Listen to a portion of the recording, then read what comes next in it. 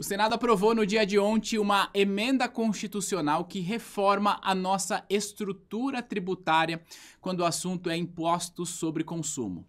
Nesse vídeo, eu vou conversar com você sobre a reforma tributária que foi aprovada no Senado, volta para a Câmara dos Deputados agora e deve ser votada em breve, alguns destaques e ser promulgada.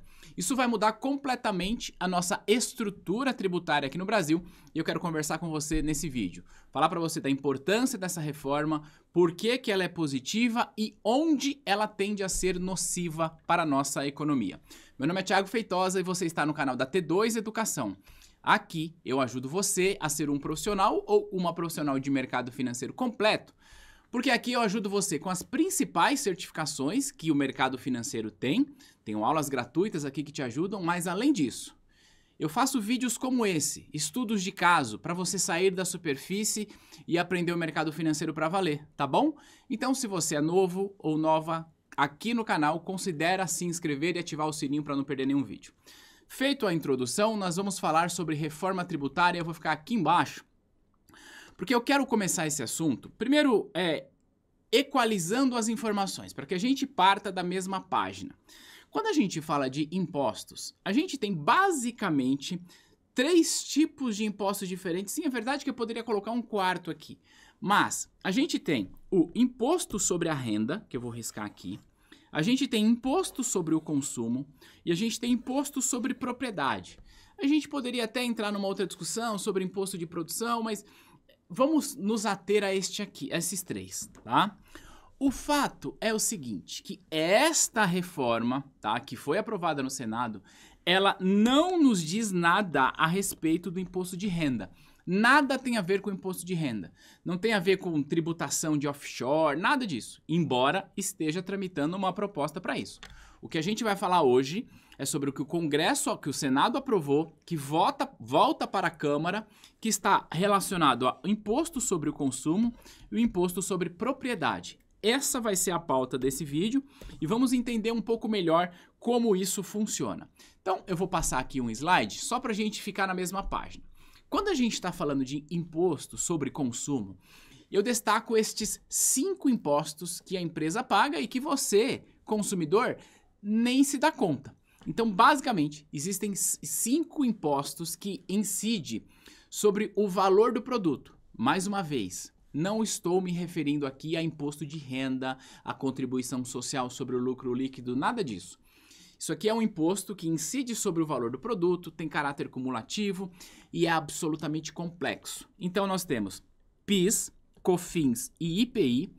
Estes 3 impostos, eles são impostos federais, portanto, compete à União cobrar e receber. O dinheiro vai para a União. Depois nós temos o ICMS, que é o Imposto sobre Circulação de Mercadorias e Serviços. Isso aqui é um imposto estadual, tá? Portanto, compete a cada um dos estados poder cobrar isso. E o ISS, que é o Imposto sobre Serviço, que é um imposto municipal, portanto, compete a cada um dos municípios espalhados aí pelo Brasil ter a sua regra para isso. A questão é que a estrutura tributária no Brasil, ela é, de longe, uma das mais complexas do mundo. Porque a gente precisa entender que cada estado, por exemplo, vai criar regra para o seu ICMS. Só para que você tenha uma ideia, o estado de Minas Gerais, a lei que trata do ICMS em Minas Gerais tem mais de 1000 páginas. Então, o nosso sistema tributário, ele é um manicômio, tá? É uma loucura. O que essa proposta faz? A ideia é simplesmente pegar estes 5 impostos e juntar em um único imposto chamado IVA, que seria o Imposto de Valor Agregado. Essa é a ideia. Então, essa ideia, sim, essa ideia é boa. Simplificar as nossas regras tributárias é ótimo. Isso nos colocaria junto com os demais países desenvolvidos do mundo, porque a maior parte dos países do mundo usa um modelo de imposto chamado de IVA, Imposto de Valor Agregado. E fim, não fica essa loucura de que não, aqui é ICMS, não, mas quem que recolhe? É o estado que vendeu, o estado que comprou, quem fabricou? É uma insanidade. Então, neste ponto, claro, a reforma é muito positiva. E, aliás, essa reforma, é uma discussão que rola-se aqui no Brasil há mais de 30 anos. Há 30 anos que a gente está esperando por isso. Então, por esse lado, óbvio que seria positivo. Acontece que, dado a complexidade da nossa estrutura tributária, não é simples de fazer isso, tá? Calma que, se você chegou aqui nesse vídeo e você é contra essa reforma, calma lá, fica aqui comigo, porque eu vou te explicar, eu vou te trazer números que podem, inclusive, corroborar com a sua tese, porque eu vou contar qual é o perigo dessa reforma daqui a pouquinho. Por enquanto, eu estou falando da estruturação da reforma. Simplificar a nossa estrutura tributária, óbvio, é positivo, tá? Só que não é tão simples. Então a gente volta e eu vou jogar esses carinhas aqui lá pro canto para que a gente possa separar e aí você já começa a entender aonde é que a gente deve chegar com essa tributação. Então aqui em cima, eu separei lá em cima os impostos chamados de federais e aqui embaixo o ICMS, que é estadual, e aqui o ISS, que é municipal, certo? E aí, o que a gente vai ter aqui, ó? Primeiro, os impostos federais, os 3 impostos, eles seriam substituídos por um imposto chamado de CBS. CBS é Contribuição de Bens e Serviços. Já os impostos estaduais e municipais seriam substituídos por um outro imposto chamado IBS, Imposto sobre Bens e Serviços. Tá? Então essa seria a ideia. Então, na prática, o que essa reforma traz é, sim, vamos criar um IVA, mas é um IVA chamado de IVA dual. Tá? Por que dual? Porque a ideia é que esse único imposto possa consolidar os outros 2 impostos, que esses 2 impostos é um resultado de uma consolidação de outros 5. Então a ideia é sair de 5 impostos absolutamente complexos, com regras bizarramente malucas, tá? Para uma simplificação. Isso aqui só tem ponto positivo, tá? Aqui, neste ponto positivo. Ah, Thiago, mas e a arrecadação dos estados e dos municípios? E aí a gente vai ter um Conselho Federativo dos Estados que vai gerenciar esse recurso. Beleza? Vamos lá, vamos continuar aqui para você entender. Então, até esse slide, o que eu estou falando para você é da simplificação tributária que a gente deve ter, tá bom? Agora, a gente começa já a entrar em ambientes um pouco difíceis de entender qual será a conclusão. A pergunta é, qual vai ser a alíquota que a gente vai ter do nosso IVA? Não se sabe, vou falar melhor sobre ela daqui a pouco. Mas a ideia é que tenhamos uma alíquota padrão, uma alíquota reduzida e uma alíquota zerada. Basicamente, essa é a ideia. Aqui no canto, alíquota padrão, como é que a gente vai saber quanto que será cobrado de IVA? A gente não sabe por quê. Isso precisa ser aprovado através de uma lei complementar. Por que isso é importante? E tem de ser assim, tá? Não dava para que essa reforma já trouxesse pra gente qual que é a alíquota. Explico. O que essa reforma faz é uma emenda à Constituição. Então ela muda a nossa Constituição. Só que a gente não pode definir na Constituição qual vai ser a alíquota de imposto para determinadas situações. Por quê? Porque mudar uma Constituição é muito difícil. Então, a gente não coloca na Constituição qual que é o imposto. A Constituição traz para a gente um arcabouço legal para que a alíquota daquele imposto em questão seja discutida por uma lei complementar. É assim que funciona. O máximo que uma Constituição faz é estabelecer limites de impostos. Por exemplo, a Constituição diz pra gente que o ITCMD, que eu vou falar sobre ele ainda nesse vídeo, é de no máximo 8%. E aí os estados podem cobrar qualquer coisa que estejam dentro desse limite. Então, para que fique claro, não dava para colocar e não é bom colocar na Constituição qual é a alíquota. O correto é que a alíquota seja mesmo discutida via lei complementar. Esse é o correto, tá bom?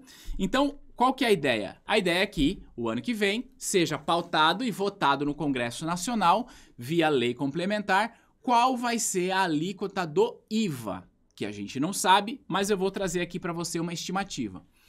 Nós teremos também uma alíquota reduzida, que a ideia é uma redução de 60% no tributo definido em lei para alguns setores. Então eu trouxe aqui educação, saúde, dispositivos médicos. Existem outros setores.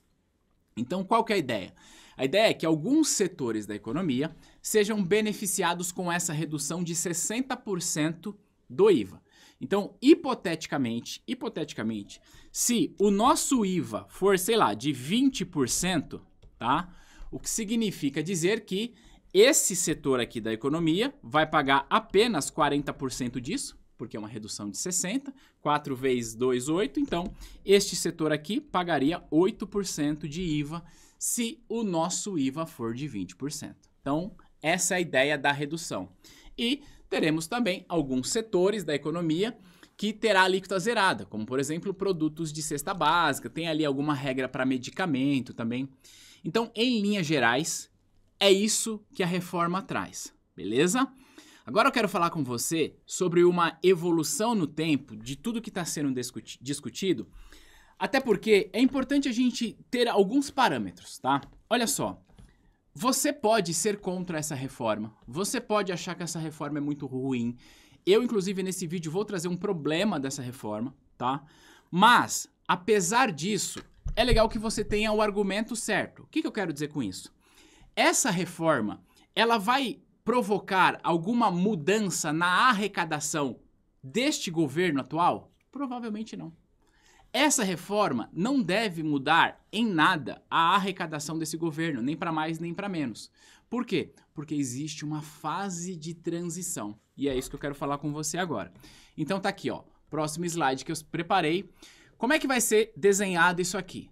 Ó, apenas em 2026, então, se quisermos falar desse governo, seria, portanto, no último ano desse governo. Em 2026, nós devemos ter 1% de IVA como teste, e a ideia é que esse 1%, obviamente, diminua de outros impostos. Então, a ideia é que tenhamos 0,9 de CBS e 0,1 de IBS a partir de 2026, tá bom? Aí, anda aqui na linha do tempo, em 2027, tá? Aí já não temos mais o governo atual, a menos que ele seja reeleito, mas isso aí é uma outra história. O que acontece em 2027 segundo essa regra? O PIS e o COFINS, que são impostos federais, deixam de existir. E aí, em 2017, o CBS seria totalmente implementado. Então, teríamos ainda ICMS, ainda ISS, tá? Só que não teríamos mais o PIS e COFINS e teríamos o CBS. Tudo bem? De 2029 a 2032, teríamos uma redução gradativa do ICMS e ISS e um aumento gradativo do IBS para que, olha só, em 2033 haja a conclusão dessa reforma. Então é um projeto para 10 anos. Daqui 10 anos, eu imagino que o atual governo não estará aí, né? Então, o que eu estou falando aqui não é nenhum tipo de defesa ao governo atual. Não tem nada a ver com isso. É simplesmente trazendo para você o argumento técnico e correto para que você ou defenda isso ou critique, mas que defenda ou critique do jeito certo, tá? E aqui que vem um ponto que é absolutamente passível de crítica e que, na minha opinião, é sim um problema. Vem comigo que eu vou te mostrar agora. Bom, primeiro, qual que é a alíquota que será cobrado do IVA quando ele for de fato implementado? A alíquota final dele. Essa é uma pergunta, certo? Como eu já expliquei, nós não sabemos. Por que nós não sabemos? Porque depende de lei complementar. E sim, está certo, a gente define a alíquota de impostos via lei complementar e não na Constituição. Beleza. Então, olha só. O fato é o seguinte, ó, que segundo estimativas do Ministério da Fazenda, o IVA ele estará perto de 27,5%. 27,5% de imposto de valor agregado. Aí já vem uma pergunta. Thiago, isso é muito ou isso é pouco? Vamos lá, que eu vou te mostrar dados de outros países. Vamos nos comparar com outros países. Então eu trouxe aqui, segundo a Tax Foundation, o quarto país do mundo que possui o maior IVA é a Finlândia. Como você está vendo aqui, 24% de IVA da Finlândia. Aliás, o quarto não, o terceiro país é a Finlândia. O terceiro. Calma que você vai entender o porquê de quarto versus terceiro. Já o segundo país do mundo que tem o maior IVA é a Suécia, 25%. O primeiro país do mundo que tem o maior IVA, segundo o Tax Foundation, é a Hungria, 27%. Se for confirmado um IVA de 27,5% no Brasil, o que a gente vai ter é que o Brasil terá o maior imposto sobre o valor agregado do mundo, inclusive fazendo a Finlândia, que hoje é a terceira, cair para a quarta, a Suécia, que hoje é a segunda, cair para a terceira, e a Hungria, que hoje é a primeira, cair para a segunda posição e imposto sobre o valor agregado. E repito, isso aqui não tem a ver com imposto de renda. Porque se nós fôssemos discutir imposto de renda, aí é uma outra história, porque a gente tem uma alíquota de aproximadamente aí 34% de imposto de renda para as empresas, e aí vai juntando tudo isso, percebe como isso pode ser nocivo, beleza? Tá, Thiago, mas ainda assim, apesar de ter uma alíquota alta, eu ainda não me convenci de que isso pode ser ruim. E o que eu vou te trazer agora são números para que a gente possa entender como é que funciona a nossa estrutura tributária, dado alguns setores da economia, e um potencial aumento de imposto para o setor que mais emprega, que é o setor de serviços. Então, vamos lá que eu quero desenhar isso aqui para você, olha só. A gente vai olhar o setor de serviços, uma empresa qualquer do setor de serviços que esteja enquadrada no regime de lucro presumido. Como é que funciona a tributação para uma empresa do setor de serviços hoje? Funciona assim, ó. Ela vai pagar 0,65% de PIS, 3% de COFINS e 5% de IPI.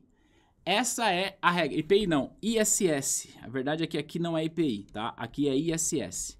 Ela paga 5% de ISS. E eu tô falando 5% usando aqui para você como referência a cidade de São Paulo. Mas, ainda assim, dentro da cidade, você pode encontrar alíquotas que são diferentes. Então, eu tô pegando aqui um valor médio, mas você encontra alíquotas de ISS diferente. Então, vou escrever aqui de novo, ó, ISS diferente, dentro do mesmo município. Mas assumindo uma empresa do setor de serviços em São Paulo, tá? Que paga 5% de ISS. Então, esta empresa pagaria de imposto sobre o consumo, eu vou colocar aqui do lado para você, pagaria basicamente 8,65%. É assim que ela paga hoje. Se o nosso IVA for mesmo 27,5%, que pode acontecer, o que eu estou dizendo é que uma empresa de serviços que está pagando 8,65% passaria a pagar 27,5% de imposto com a implementação do IVA dentro desta regra. Isso é um aumento de imposto bizarramente alto para a empresa de serviço e, diga-se de passagem, o setor de serviço da nossa economia é o setor que mais emprega no Brasil. Não é razoável a gente simplesmente aumentar o imposto dessa forma para o setor que mais emprega. Mas uma empresa, ela pode estar enquadrada em um outro regime tributário, que não é o lucro presumido, e sim o lucro real. Então, eu vou mostrar como isso fica no lucro real, mudando aqui em cima para você. Olha só, vou mudar as alíquotas aqui, ó, tá bom? Então, no lucro real, mais uma vez não é IPI, é ISS, tá? No lucro real, uma empresa que estaria instalada em São Paulo, que estaria pagando 5% de ISS, ela pagaria hoje de imposto sobre o consumo 14,25%, tá? Somando 1,65% de PIS, 7,60% de COFINS e 5% de ISS, certo? Se o IVA for mesmo 27,5%, que é o que tudo indica que será quando for discutido em lei complementar, ele subiria para 27,5%. E aí eu trouxe aqui um gráfico só para a gente poder comparar isso, vou ficar até aqui no meio. Então aqui desse lado, olha só, qual que é a realidade, tá? Uma empresa do lucro presumido, ela sairia de aproximadamente 8,65% para 27,5%. Um aumento de 218% na carga tributária dessa empresa. E mais uma vez, estamos falando do setor de serviços, que é o setor que mais emprega no Brasil.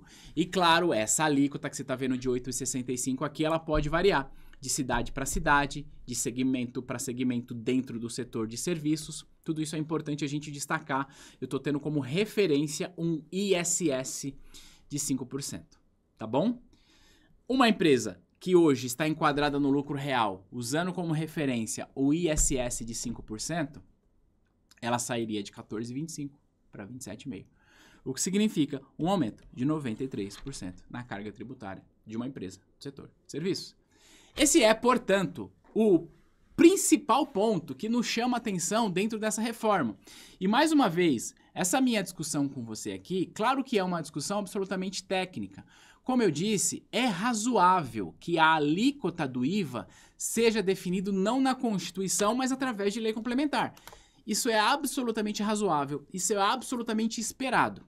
Mas, dado a nossa estrutura estatal, do jeito que ela é hoje, e dado alguns pronunciamentos que já foram ditos pelo Bernardo Arpi, que é o secretário especial da reforma, que está cuidando da reforma, o próprio ministro Haddad, é bastante provável que haja aí uma convergência de que o IVA esteja entre 25% e 27,5%, e se for o 27,5%, teríamos, portanto, além de termos o maior imposto de valor agregado do mundo, estaríamos aumentando por baixo, 100% a carga tributária de empresas do setor de serviço. Setor esse que mais emprega na nossa economia. Deu para entender aonde que está o problema dessa reforma? Então, reitero, é uma reforma que traz para a gente simplificação, e isso é absolutamente positivo. Por outro lado, dado como as coisas são desenhadas e dado que o governo, de um modo geral, não é um governo, e aí eu digo de um modo geral, o governo tende a ser assim, não é um governo que vai pensar em austeridade fiscal, portanto, vou reduzir imposto? Para quê? Não, eu preciso arrecadar mais. Essa seria uma discussão para um outro vídeo, inclusive já falei sobre isso aqui. Então, se é que eu posso ponderar como não positivo essa nossa incerteza ou essa nossa probabilidade de termos o maior imposto de valor agregado do mundo e, como se isso não bastasse, um aumento de, por baixo, 100% na carga tributária das empresas do setor de serviço. Tá bom? Essa é o abacaxi que a gente está se enfiando. Reitero, uma reforma bastante positiva, uma reforma muito necessária. Entretanto, sem essa clareza de como vai ficar o setor de serviço, essa conta pode chegar e chegar caro. E é importante destacar, né? Se sobe o imposto das empresas, quem paga imposto não é a empresa, não é mesmo? Quem paga é o consumidor. Vai sobrar para o consumidor no final da história. Só que isso não vai acontecer em 2026. Isso não vai acontecer em 2027. Existe um prazo de 10 anos para que tudo isso se conclua. Agora eu quero falar com você sobre o imposto sobre propriedade e o imposto sobre transmissão de bens, que é outra coisa que foi discutido nessa reforma, que eu quero trazer para você, vendo também para um ponto onde, olha, acende aqui uma red flag. Tem uma coisa para a gente se preocupar aqui. Aonde a gente deve se preocupar? É aqui, ó, com o IPTU. O IPTU é um imposto municipal, tá? Quem define quanto vai cobrar de IPTU é a prefeitura, junto, claro, com os vereadores daquela cidade. O fato é que a reforma tributária trouxe pra gente a ideia de que a prefeitura municipal pode mudar o IPTU através de um decreto municipal. Ou seja, não depende mais de aprovação da Câmara de Vereadores daquela cidade. O prefeito pode, em um certo dia, acordar e falar, quer saber? Vou expedir um decreto e aumentar o IPTU. Pronto. Nós temos 5 mil municípios no Brasil? Você realmente confia em 5 mil prefeitos no Brasil? Ah, Thiago, mas o prefeito da minha cidade é muito legal. O que eu acho improvável que alguém diga isso, mas veja, essa discussão que eu tô tendo aqui com você, ela não tem a ver com PT, com Bolsonaro, com Lula. Ela tem a ver com político. E político, ele sempre quer arrecadar mais.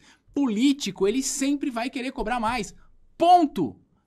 Aí a gente vai dar esse poder pro prefeito? Pra não ter ninguém pra balizar isso e, de repente, vereadores falam, peraí, eu sou um vereador de oposição e eu acho que isso... Porque quando é oposição é uma beleza fazer um espetáculo. Porque você é oposição. Mas, enfim, a oposição pode falar, não, prefeito, não vamos subir não. Só que agora, com essa reforma, o prefeito tem plenos poderes para mexer no IPTU, como ele bem entender. Outra coisa que eu quero falar com você é com o ITCMD, que é o Imposto de Transmissão Causa-Mortes Doação. Tem um ponto que, na minha leitura, é razoável, tá? Os estados, porque esse é um imposto estadual, eles podem cobrar a alíquota progressiva do ITCMD, que é o imposto de herança, tá? Ok, perfeito. Só que, olha só, respeita a Constituição, limitado a 8%. A Constituição hoje prevê isso. Então, o ITCMD, apesar de ser progressivo, vai cobrar mais. Alguns estados vão cobrar mais imposto na herança, porque alguns já cobram 8%, porque é o máximo que a Constituição prevê. O ponto que me parece razoável é que ele será devido ao estado de residência do falecido. E isso tende a simplificar um pouco mais os processos de sucessão, tá? Porque, de repente, o falecido, ele tinha investimentos e aí aonde rolou o inventário vai receber o ITCMD, mas aí ele tinha casa na Bahia, ele tinha casa não sei aonde, aí vira uma loucura ali, onde tem o imóvel, o ITCMD compete ao estado onde está o imóvel. Isso é assim e deve continuar. Só que os bens móveis hoje funciona da seguinte forma: o ITCMD pertence ao estado onde foi rolado o inventário. E aí você muda o inventário para outro estado para pagar menos. Então, cara, a pessoa faleceu, ela é desse estado, é razoável que ela pague imposto nesse estado. Ponto. Se é maior, se é o menor, enfim, tá dentro da regra que é 8%, acabou, resolvido. E um outro ponto é cobrança de IPVA progressivo. O estado pode cobrar IPVA progressivo nos veículos e aí vai depender de eficiência energética. Poderíamos ter uma outra discussão aqui para entender isso, porque, sei lá, quem tem dinheiro para pagar carro elétrico, para comprar carro elétrico, paga menos imposto. Quem não tem dinheiro para trocar de carro vai pagar mais? Poderíamos discutir isso aqui, mas o principal ponto que me chama a atenção é o impacto que o IVA pode ter precisamente no setor de serviços. Porque o setor de serviços não paga ICMS, paga ISS. O ICMS, ele vai rodar ali perto dos 18%, aí vai depender do estado, vai depender do produto. Então, o setor de serviços, ele paga menos imposto, porque ele paga o ISS e não o ICMS. Só que aí, com essa mudança, a gente pode ter um aumento de imposto no setor de serviços da ordem aí de, no mínimo, quase 100% de aumento de impostos. E claro, isso vai recair sobre o contribuinte, sobre o consumidor final, porque toda empresa repassa o imposto para o consumidor. Bom, era isso que eu queria compartilhar com você a respeito da reforma tributária. Quero saber a sua opinião. O que você acha? Você é a favor dessa reforma? Você é contra? Você concorda com os pontos que eu trouxe? Discorda? Deixa aqui nos comentários, vai ser muito legal a gente debater esse assunto. E se esse vídeo fez sentido, se ele foi um vídeo esclarecedor para você, compartilha, para que mais pessoas possam entender a reforma como ela de fato é, para que a gente entenda a reforma para além das narrativas. Fechado? Então, deixa aí o seu comentário, compartilhe o vídeo e eu te vejo no próximo material. Um grande abraço. Tchau!